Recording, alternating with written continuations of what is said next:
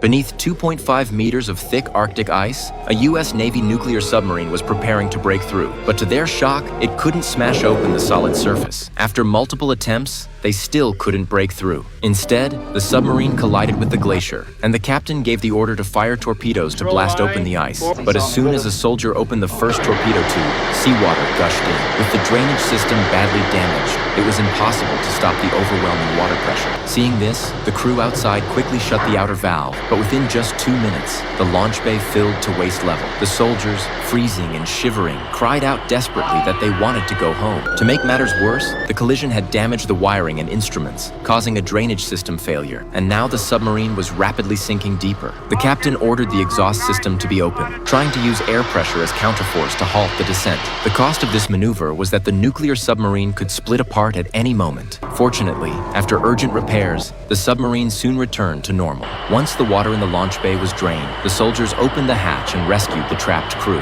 Afterward, the U.S. Navy found luck in disaster, locating a patch of thinner ice, successfully breaking through to reach the northernmost point on Earth. The reason they risked their lives to venture north was to search for a Soviet satellite capsule. In 1960, the Soviet Union had launched an artificial satellite carrying a high-resolution camera, capable of clearly identifying the brand of cigarette in your hand. The satellite orbited non-stop 24 hours a day over North America, photographing U.S. missile bases 87 times daily. This was of critical importance to the Soviet Union during the Cold War. But during recovery, an accident occurred. Due to a technical malfunction, the satellite capsule crashed into the remote Arctic, landing near a British civilian weather station. Upon receiving the news, the U.S. immediately deployed a nuclear submarine, determined to seize the capsule before the Soviets could arrive, as its contents posed a grave threat to U.S. national security. But when they finally broke through the ice, they realized they were still 5 kilometers from the target. The Americans fired 3 signal flares toward the British weather station, but received no response. With no choice, the captain led his men forward on foot through the blizzard, advancing step by step. Meanwhile, when the capsule fell, the Soviets had also dispatched spies to the weather station under the cover of scientific research, planning to retrieve the film from the satellite capsule.